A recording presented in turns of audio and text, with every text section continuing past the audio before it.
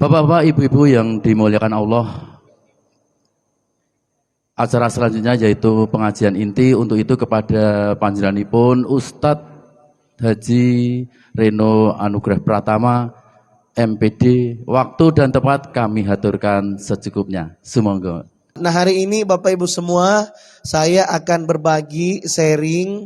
Tema kita hari ini insya Allah judulnya menjadi pribadi unggul. Apa Bapak Ibu? Menjadi pribadi unggul dan menginspirasi kalau lengkapnya ya. Jadi bagaimana kita menjadi pribadi yang lebih baik lagi dan juga bermanfaat. Menginspirasi itu artinya bermanfaat, hidupnya adalah hidup yang betul-betul menyebar luaskan kebermanfaatan. Kehadirannya dirindukan, betul? Bukan malah kepergiannya dinantikan. Emang ada Pak Ustadz? Ada Bu. Jadi kalau mohon maaf, kalau ada orang kehadirannya tuh dirindukan berarti pribadinya menyenangkan. Tapi mohon maaf, kalau perginya itu malah seneng orang, berarti ada tanda-tanda. Mohon maaf kalau ibu ini datang ribut, gak kedengaran ceramah Pak Ustadz. Cerita ini, cerita sayur, cerita sinetron. Nah, berarti gak mengganggu orang. Betul hadirin? Maka mudah-mudahan yang duduk di sini adalah pribadi yang lebih baik. Bapak Ibu semua yang dimuliakan oleh Allah. Maka pertama katanya tak kenal maka tak sayang. Patahnya betul nggih? Saya mohon izin, nama saya Reno. Saya ini bukan asli Jogja. Saya asli Palembang. Masya Allah. Saya lagi safari dakwah Bapak Ibu di Jogja. Sejak Selasa kemarin insya Allah sampai hari Ahad besok. Ada kurang lebih sepertinya 15 acara dakwah di Jogja. Mohon doanya semoga menjadi acara yang diberkahi Allah.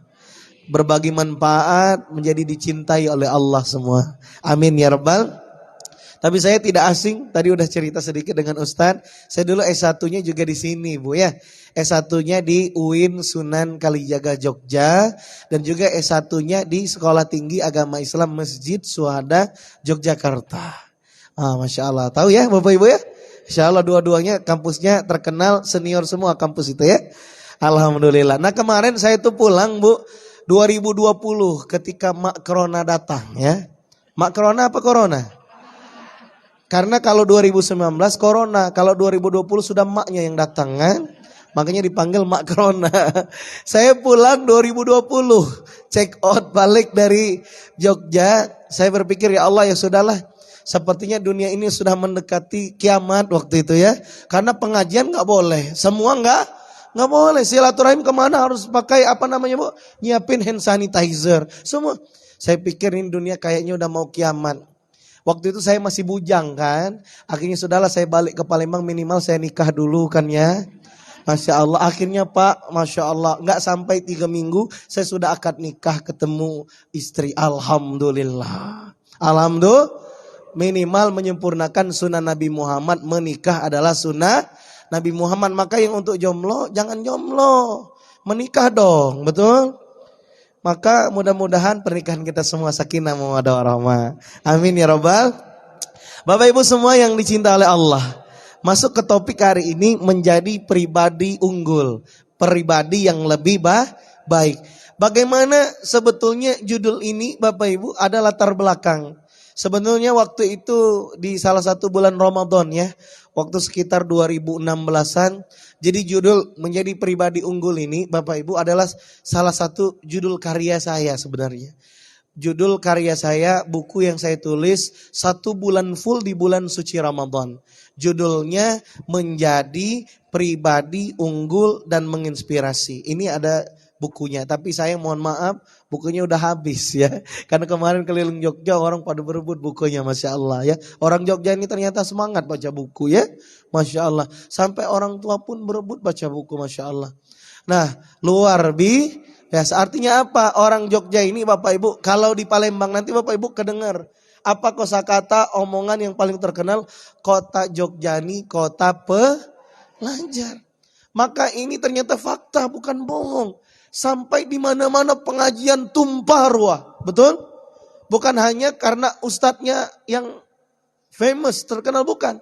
Tapi karena orang Jogja punya semangat mengamalkan sunnah Nabi Muhammad sallallahu alaihi wasallam, sering ngumpul, sering ngaji, betul?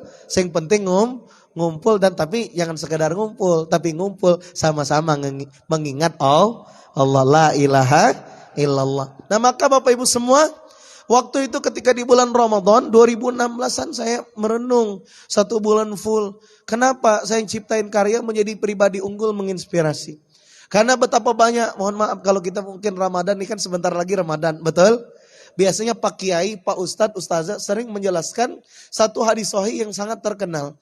Rubba sha'imin hazuhu min siyamihil ju'u wal atas. Ada orang yang dia berpuasa, tapi yang didapatkannya tidak lebih tidak bukan hanya rasa lapar dan juga rasa haus. Bu, kira-kira kalau ada orang puasa Ramadan dapatnya cuman lapar dan haus, rugi nggak kira-kira? Dia menyangka, Bu ya, mohon maaf ya, ibu-ibu ini kan biasanya bangunnya lebih cepat, betul? Nyiapin sahur, betul? Bapak-bapak juga bangunnya lebih awal. Oh, bangunnya dari pagi, bangun pagi, menahan nggak makan nggak minum, sejak sudah azan subuh tuh nggak makan nggak minum sampai ketemu beduk azan maghrib.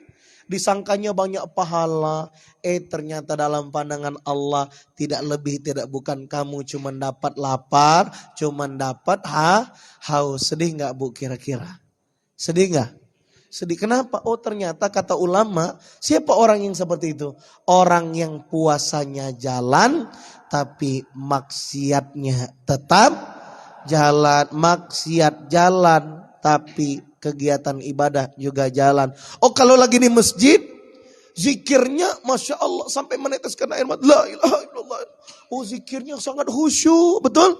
Tapi balik ke rumah masih suka marah-marah. Ada nggak di sini ya? Ada? Ada. Oh, jarang-jarang, alhamdulillah. Kan akhirnya anaknya bertanya, misalnya gini Bu, mohon maaf ya, ibu baru pulang dari pengajian ya, lihat anak gitu kan ya, malas, kecanduan game main. Kamu ini ya, lihatlah ibu baru pulang pengajian, lihatlah ini nah seger, berilmu. Anaknya dimarahin, kata anaknya, ibu benar dari pengajian, ngapa marah-marah?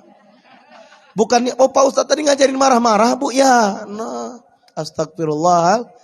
Kenapa? Karena mohon maaf Bapak Ibu, zaman sekarang banyak orang sering ngaji tapi cuman beriman saat pengajian. Betul enggak? Atau mohon maaf, banyak orang beriman tuh pas lagi di masjid, di musola, oh beriman, zikirnya kenceng, meneteskan air mata, tapi saat bermuamalah masih zolim sama orang. Lidahnya masih tajam, kasar ucapannya. Oh, sampai mohon maaf, ada juga yang mudah tersinggung. Kemana Pak Haji nggak ke masjid? Pak Haji tersinggung. Pak Haji apa ini? Kok Pak Haji mudah tersinggung? Katanya sudah haji. Kalau haji kan harusnya jadi haji mabrur, betul? Apa mudah tersinggung, betul? Nah, maka Bapak Ibu, sekarang bukan tentang lamanya kita mengaji, tapi seberapa banyak ayat yang kita dapatkan di pengajian sudah kita amalkan di dalam kehidupan. Kenapa hadirin? Hadirin semua bawa Quran gak ini? Kalau bawa Quran boleh dibuka surat Al-Jumu'ah ayat 5. Saya ambil potongannya di Al-Quran. Allah berfirman, Kamatsali himar yahmilu asfarah. Ada yang diperumpamakan ya, seperti keledai yang membawa kitab. Apa Bapak Ibu? Keledai membawa kitab tebal kalau di situ ya. Seperti keledai yang membawa kitab. Siapa orang? Siapa manusia yang diumpamakan keledai bawa kitab? Nah, orang yang tahu ayat-ayat Allah, petunjuk Allah, tapi dia masih mendustakan. Artinya dia tidak sami'na wa ata'na, ngaji tapi untuk perhiasan di kepala saja. Disebut hafiz Quran 30 juz. Masya Allah, naik dadanya tinggi. Hafiz Quran 30 juz. Pas ternyata sehari-hari jarang infak. cuma nunggu honor dari masjid. Nggak bener Hafiz nih. Kalau bener 30 juz tuh ada bicara infak nggak Bapak Ibu? Ada bicara infak nggak? Banyak. Ini mohon maaf ya. Mohon maaf, dai, ustadz, kiai, sama kita semua ya yang menyampaikan. Kalau jarang infak berarti kita mendustakan ayat Quran. Maka mohon maaf Pak Ustadz, Pak Kiai ya, mohon maaf. Semuanya harus gemar infak nih. Kalau kita nggak nurut sama Quran seperti keledai bawa kitab. Bapak Ibu hadirin. Kemarin itu kan ada sempat berita viral ya. Apa yang di Sumatera Barat kalau nggak salah ya. Tapi kadang mohon maaf berita ini kalau nulis kadang agak kurang ajar Pak ya. Hafiz Quran diberitakan, hafiz Quran nyimpan perempuan di kamar takmir masjid. Ada kan digerebek ya, viral kan? Ibu tahu beritanya? Tahu nggak? Banyak di internet. Ya Allah, astagfirullah. Yang nulis gila, yang ditulis apa lagi? Betul? Astagfirullah. Tapi mohon maaf Bu, kira-kira ada nggak ayat di Al-Quran? Wala taqrabuz zina. Jangan dekati zina, ada nggak? Kira-kira hafiz Quran 30 juz tahu nggak ayatnya? Tahu nggak kira-kira? Pertanyaannya kenapa nyimpan cewek pakai baju seksi bukan istrinya di bawah ranjang di kamar masjid? Kenapa kira-kira? Kenapa kira-kira Bapak Ibu? Habis Quran juga manusia Pak Ustadz. Tapi maksud saya mohon maaf. Kalau ada orang tahu Quran tidak diamalkan akhirnya cuma jadi perhiasan di kepala. Padahal yang benar itu apa Bapak Ibu? Quran itu masuk fis sudur, masuk ke dada manusia. Terbukti dalam perbuatannya. Sehingga apa yang dikeluarkan dari ucapannya, apa perbuatannya. Seiring sejalan dengan apa petunjuk Allah di dalam Al-Quran. Maka oleh karena itu ketika kita mau jadi orang beriman jangan jadi keledai bawa kitab. Nah maka Bapak Ibu semua kalau boleh saya berpesan mengajak kebaikan. Kalau datang pengajian di pengajian Sabtu ini misalnya setiap Sabtu bawalah pena sama buku. Untuk apa Ustadz? Untuk mencatat ayat-ayat Allah, hadis Rasulullah, hikmah-hikmah kehidupan. Betul? Ini Masya Allah sudah banyak yang bawa. Saya doakan nanti jadi ustazah, ustadz semua pulang dari sini. Amin ya Rabbal. Ibu mau jadi ustazah? Mau Bapak Ibu? Saya doakan mudah-mudahan semua jadi ulama. Amin. Amin ya Rabbal. Jadi ulama bisa gak kira-kira yang duduk di sini? Insya Allah bisa. Minimal karakter ulama kalau dalam Al-Quran itu apa Bapak Ibu? Takut kepada Allah. Ya, maka minimal ya sudahlah minimal satu ini dululah. Ciri-ciri ulama yang udah melekat kita semua takut dengan Allah. Ya, kalau orang takut dengan Allah artinya apa? Nggak mau maksiat. Maka Bapak Ibu semua yang dicintai oleh Allah. Oleh karena itu kita betul-betul ingin menjadikan kita pribadi unggul ini artinya apa? Harapannya pribadi kita lebih baik lagi. Bapak Ibu, betapa banyak kita melihat ya, mohon maaf. Kalau zaman sekarang ini kan canggih Bapak Ibu ya. Ada orang dulu ustadz pindah agama. Astagfirullahal. Ada nggak Bapak Ibu? Ada nggak? Kira-kira mending dulu preman sekarang beriman atau dulu ustadz sekarang pindah agama? Ya. Makanya kita nggak bisa lihat orang tuh sekarang, tapi kita bisa lihat orang itu nanti akhirnya bagaimana. Maka kita sebagai orang yang beriman jangan sendiri masuk surga, harus ngajak keluar, harus ngajak tetangga, Masya Allah. Maka oleh karena itu Bapak Ibu semua yang dicinta oleh Allah, maka orang kalau dia punya semangat jadi orang baik, dia harus juga punya semangat menginspirasi. Artinya apa? Punya semangat menjadi orang yang lebih baik dan juga ngajak orang jadi lebih baik. Bapak Ibu, coba kita kembali ke ayat Quran surat Al-Jumu'ah ayat 5. Yang tadi, kama salihimar yahmilu asfar, seperti keledai yang membawa kitab. Artinya apa Bapak Ibu? Gak mesti hafal 30 juz. hafal surat An-Nas misalnya, harus kita cek, oh artinya apa, maknanya apa, tanya Pak Kiai, tanya Ustadz. Oh ternyata minimal kalau sudah hafal surat An-Nas, jangan lagi takut sama setan. Ada yang masih takut sama setan? Pocong. Atau bahkan mohon maaf, masih ada yang suka nonton film horor. Nih tanda-tanda. Astagfirullah. Bu, kalau orang beriman jangan nonton film horor. Betul? Kalau kita nonton film horor, berarti kita sedang mendukung bahwa orang sana lagi menciptakan kerusakan pemikiran kita. Betul? Betul nggak? Nauzubillah. Sampai mohon maaf ya, kalau film horor yang sering di Indonesia nih, Bapak Ibu mohon maaf ya, kadang ada campuran buka-buka aurat. Bener nggak? Bener nggak Pak? Bener nggak? Film setan, hantu horor, tapi ya Allah astagfirullah, diselipin maksiat. Betul? Betul nggak? Ada yang membuka aurat, ya astagfirullahalazim. Maka Bapak Ibu semua yang dimuliakan oleh Allah, kita harus cek. Oh hafal surat Al-Ikhlas, hafal semua? Al-Ikhlas hafal? Nah supaya kita nggak jadi keledai bawa kita gimana?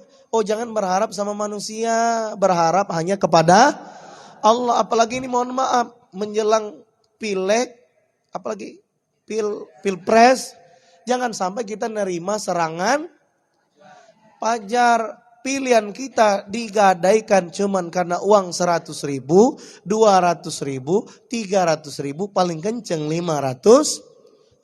Akhirnya bangsa ini dititip ke korup. Bu, masih hidup nggak ibu-ibu yang di belakang? Masih hidup semua ya? Berarti insya Allah bisa nyoblos ya nggak?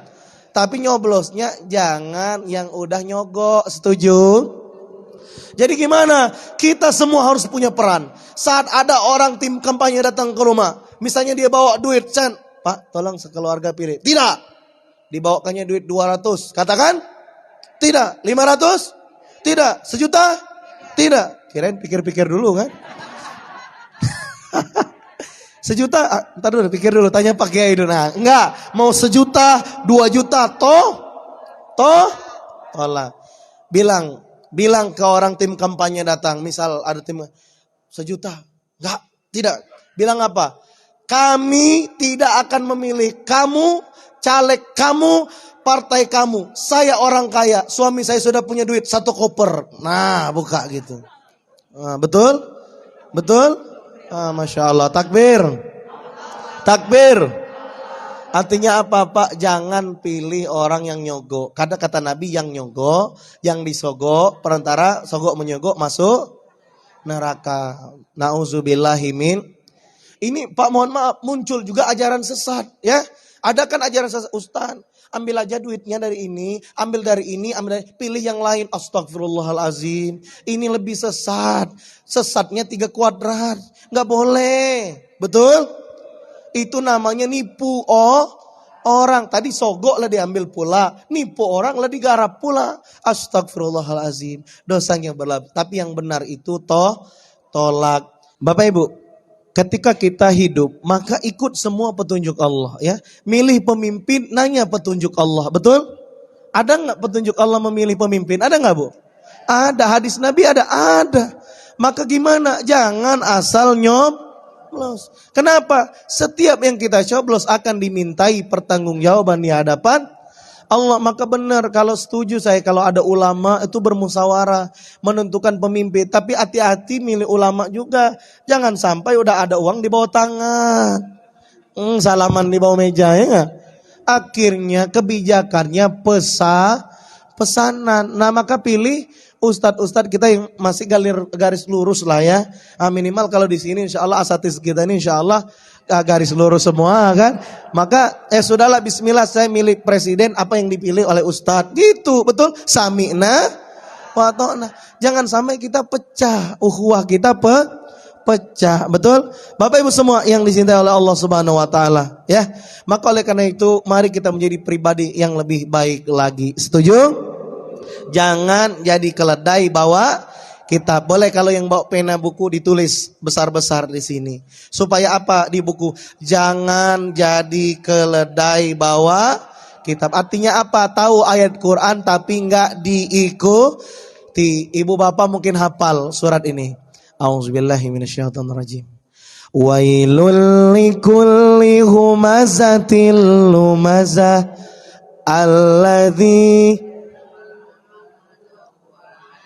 Coba apa artinya ayat 1? Celakalah para pengumpat. Habis ngaji di masjid masih nonton berita gosip. Habis ngaji di pengajian beli sayur ngomongin orang. Ada apa ada? Ada yang duduk di sini? Kita ruqyah dulu sebelum pulang biar jinnya keluar. Atau mohon maaf grup WA jadi grup gibah. Ada nyebar berita bohong padahal ngaji, al-humazah ngaji, tapi dia baru jadi keledai bawa kitab belum diamalkan. Maka Bapak Ibu semua yang dimuliakan oleh Allah, sekali lagi bukan tentang lamanya kita ngaji, tapi seberapa banyak yang kita ngaji kita amalkan dalam kehidupan. Nah misal kita tahu mungkin ada pernah ayat jauhi harta haram, benar jauhi riba, benar dipraktekin langsung. Hingga akhirnya apa? Kita jadi manusia yang cerdas dan kita jadi manusia yang dicintai Allah. Siapa manusia yang dicintai Allah? Manusia terbaik. Siapa orang yang terbaik? Kata Nabi, khairukum man ta'allamal Qur'an wa 'allama. Sebaik-baik orang itu siapa? Kata Rasulullah dalam hadis sahih. Orang yang belajar Quran dan juga diamalin, dipraktekin, diceramahin, didakwahin. Bukan cuman disimpan jadi perhiasan di kepala, apalagi cuman ditulis di buku nggak diamalin. Tapi minimal kalau sudah kita tulis, nanti kalau sampai di rumah dibaca, dipraktekkan.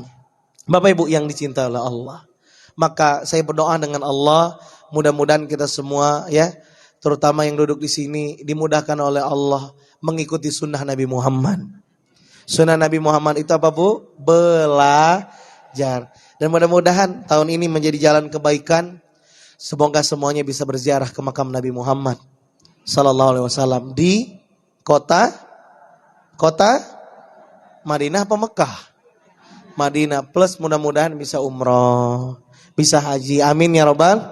Siapa di sini yang pengen cita-citanya ziarah ke makam Nabi Muhammad tahun ini plus umroh haji? Yang cita-cita, kan cita-cita itu doa, angkat tangan. Ya Allah, semoga yang angkat tangan kau kabulkan berangkat haji umroh dengan pertolonganmu ya Allah. Yang gak ngangkat tangan biarlah di Bantul ini, di Gamping ini, di Sleman ini, gak usah berangkat. Makanya kalau suruh angkat tangan, angkat tangan. Ulang. Siapa yang cita-citanya tahun 2024 ini umroh, haji, ziarah ke makam Nabi Muhammad, angkat tangan. Bismillah. Ya Allah, jadikan yang mengangkat tangan ini ya Allah dengan karuniamu ya Allah, dengan cahaya cintamu ya Allah, engkau mudahkan berangkat dengan pertolonganmu. Amin ya Rabbal. Bapak Ibu saya mau nanya, dunia ini gelap atau terang? Gelap atau terang? Coba saya tes dulu. Kemarin ada berita, ada kakek-kakek memperkosa cucunya. Berarti dunia ini gelap atau terang? Gelap. Muncul berita, ada bapak memperkosa anaknya sendiri. Dunia ini gelap atau terang? Muncul berita, ada anak menendang ibu kandungnya sendiri. Dunia ini gelap atau terang? Muncul berita, ada ibu kemarin itu meracuni keluarganya. Cuman karena takut gak ada uang untuk hidup. Berarti dunia ini gelap atau terang? Muncul berita, ada orang ya, mohon maaf, berjamaah di masjid, dengar-dengar ya, tapi bermusuhan di masjid. Dunia ini gelap atau terang? Gelap atau terang? Gelap. Bu, ternyata dunia ini gelap kalau gak ada petunjuk Allah, betul? Maka yang kita rindukan adalah nur ala nur, cahaya di atas cahayanya Allah Subhanahu wa taala. Bu, berarti kalau mau dunia ini cerah, terang, maka harus dekat-dekat dengan petunjuk Allah. Setuju? Maka hadirin, Masya Allah ya, kalau bicara tentang petunjuk Allah, saya itu ada cerita keajaiban perjalanan haji di umur 26 dengan pertolongan Allah. Ibu bapak mau gak dengar ceritanya? Jadi 2023 kemarin pertolongan Allah itu datang, saya gak ngantri, keajaiban Allah datang. Mau dengar ceritanya? Tapi nanti kalau dengar ceritanya tiba-tiba berangkat semua ini 2024. Masya Allah, amin. Amin ya Robbal. Mau dengar ceritanya? Mau dengar ceritanya, tapi ini katanya ada tanya jawab. Ya, baik saya cerita sebentar boleh? Kita pengajian sampai jam 1 siang kan? Masya Allah, kuat apa? Kuat, saya yang mau istirahat ya. Masya Allah. Bapak Ibu semua takbir. Mau dengar ceritanya? Apa yang saya lakukan ikuti. Bismillah ya. Ibu bapak mau haji 2024? Mau haji 2024? Mau. Bapak Ibu, jadi ketika akhir Ramadan 2023 saya itu doa dengan Allah. Simple doa saya Pak akhir Ramadan. Itu sekitar mungkin 28, 9, 30. Udah mau penutup. Doa saya itu singkat dengan Allah. Ya Allah, pengen haji ya Allah. 2023 ya Allah berangkat ya Allah. Kira-kira dikabulin gak? Apa kata Allah? Udu'uni astajib lakum. Berdoa kepadaku maka akan aku. Lihat. Ramadan, Syawal, Zulqa'dah, Zulhijjah. Kurang lebih 2 bulan lagi akan berangkat haji. Bisa nggak doa 2 bulan dikabulkan Allah? Bisa. Akhirnya Bapak Ibu saya coba ikhtiar sebagai manusia saya cek pengumuman. Kalau di Palembang, kalau daftar ke Kemenak, Kementerian Agama itu antri 20 tahun. Nggak tahu kalau di Jogja berapa tahun? 30, lebih lama lagi. Ya Allah, aku mau yang 2023 ya Allah. Bukan ngantri 20 tahun. Akhirnya saya cek pengumuman ya. Cek pengumuman, oh ternyata ada namanya haji yang tanpa ngantri. Cuman karena tinggal 2 bulan lagi harganya tinggi banget. Ya Allah, paling murah waktu itu 215 juta. Paling cakep 400 juta. Lebih top markotop 800 juta. Ya Allah. Anak muda umur 26 tahun, 2 bulan kemana ya Allah nyari duitnya ini. Betul? Saya cek dulu di rekening saya berapa ini ya enggak? Akhirnya saya buka rekening saya ujung-ujung Ramadan. Masya Allah, alhamdulillah tidak sampai minta maaf. Kalau minta maaf berarti mohon maaf saldo Anda habis ya enggak? Tapi saya lihat, Masya Allah alhamdulillah saldonya ada sekitar waktu itu 30 juta. Alhamdulillah. Tapi ya Allah 200 jutanya kemana ini? Karena waktunya 2 bulan lagi harus kenceng nyari duit. Tapi ternyata saya temukan ayat Allah. Bukan kencang duit yang dicari. Tapi kencangnya pertolongan Allah untuk datang. Maka apa yang saya lakukan? Saya ngamalin Quran. Al-Baqarah 196 sampai 202. Kata Allah, sempurnakan haji umroh karena Allah. Maka yang dilakukan yang pertama sekali, catat. Minta haji pagi hari. Siang minta haji. Petang minta haji, malam minta haji. Diamalin terus minta haji, ya Allah minta haji. Nah ini mohon maaf banyak orang minta haji umrah tapi jarang berdoa saat sholat. Coba bener gak? Bener gak? Lupa pengen haji pengen, tapi kapan terakhir doa haji? Lah kapan nih? Nah, kalau kita mau haji, doa tiap hari minta haji ya Allah. Minta haji ya Allah, minta haji ya Allah. Mekah ini punyamu ya Allah, minta haji ya Allah. Maka Bapak Ibu yang pertama berdoa. Yang kedua, saya lakukan pinjem tangan orang lain.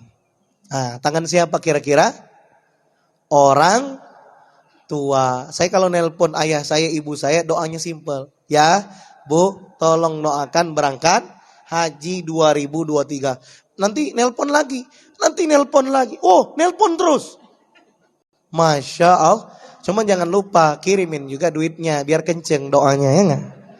Kalau cuman minta haji nanti kabulnya lambat. Beliin baju baru ya nah. Supaya kabulnya lebih cepat. Ya. Bapak Ibu pinjam tangan doa. Sambil pinjam tangan siapa lagi kira-kira? Anak-anak yatim. Saya main Ramadan itu ke panti-panti. Setelah saya kasih motivasi, Bu, sebelum pulang saya bilang ke anak-anak, Dek, doain Ustadz ya bisa berangkat haji 2023. Apa kata anak-anak yatim ngangkat tangan? Amin ya Allah, merinding badan. Betul? Selain itu, apa yang dilakukan yang ketiga? Saya melatih diri saya mabrur dulu sebelum berangkat. Akhirnya apa Bapak Ibu? Waktu itu Saya kan penulis buku, banyak buku yang ditulis alhamdulillah. Di akhir Ramadan itu saya nulis buku baru. Sebenarnya buku baru itu untuk bekal saya haji. Saya kasih judul Melatih Diri Mabrur Sebelum dan Sesudah Haji Umrah ke Baitullah. Melatih diri mabrur. Saya tulis sebulan setengah saya nulis. Oh, ciri haji mabrur itu ini. Bapak Ibu sudah tahu belum ciri haji mabrur? Belum? Gimana mau berangkat? Mau dikasih tahu enggak? Tenang dulu. Saya cari tahu, saya tulis. Oh, ciri haji mabrur ini. Ketik. Sebulan setengah. Saksikan apa yang terjadi. Sebulan setengah saya nulis buku Melatih Diri Mabrur, memantaskan diri, saya catat, saya praktekin, ketik, praktekin, amalin, ceramahin, dakwahin. Sebulan setengah selesai buku ini saya tulis, saya kirim naskahnya ke Yogyakarta di Bantul penerbitnya. Dikirim ke Palembang. Datang ke rumah saya, buku Melatih Diri Mabrur. Dan apa yang terjadi Bapak Ibu? Ketika buku ini datang ke rumah, seakan-akan saya dapat pesan, sungguh betul Allah melihat setiap usaha hambanya yang pengen haji. Tidak lama dari sampel buku ini datang Melatih Diri Mabrur, datang ke rumah saya tiket haji jekir senilai hampir 300 juta tanpa antri berangkat 2023. Allahu Akbar. Sehingga 2 minggu lagi Pak, waktu itu saya akan berangkat haji. Alhamdulillah. Tiba-tiba dari belakang ada cewek cantik pula kan. Nyoel saya. Bi, mau haji juga. Mau haji? Hah? Mau haji juga sayang. Masya Allah. Waktunya tinggal 2 minggu lagi. Saya mau berangkat. Duitnya di mana? Betul? Akhirnya Pak, saya pinjam. Pinjam duit dong. Apa kata orangnya? Mohon maaf Ustaz, belum bisa. Enggak dipinjam. Sudahlah minjam ke keluarga. Ternyata kata keluarga saya, berangkat saja dulu sendiri, belum bisa minjam. Ya Allah, Pak, akhirnya istri saya masih tetap mau haji. Ya sudahlah sayang, amalkan melatih diri mabrur. Apa yang terjadi Bapak Ibu? Tidak lebih dari 5 hari mengamalkan melatih diri mabrur. Datang tiket haji yang kedua untuk istri saya, sehingga istri saya dapat tiket haji senilai harga yang sama. Masya Allah. Allahu Akbar. Sehingga saya dengan istri saya 2023 datang ke Baitullah. Labbaik Allahumma labbaik. Labbaik la syarika laka labbaik. Innal hamda wan ni'mata laka wal mulk la syarika la. Datang pergi berangkat haji. Allahu Akbar. Hingga akhirnya apa Bapak Ibu? Kami berangkat haji ke Mekah sama-sama wukuf dengan umat muslim seluruh dunia. Allahu Akbar. Dan insya Allah yang dengarkan cerita ini 2024 akan berangkat sekeluarga. Amin ya Rabbal. Dan di salah-salah haji kemarin 2023 saya bawa buku Melatih Diri Mabrur ini. Waktu itu belum diproduksi ya. Saya bawa contohnya ke Mekah, saya launching di Baitullah. Saya doakan siapapun yang membaca buku ini semoga mendapatkan berkah dan manfaat. Dan saya doakan juga hari ini siapapun yang membaca buku Melatih Diri Mabrur ini semoga dengan mudah berangkat haji 2024. Amin ya Rabbal Alamin.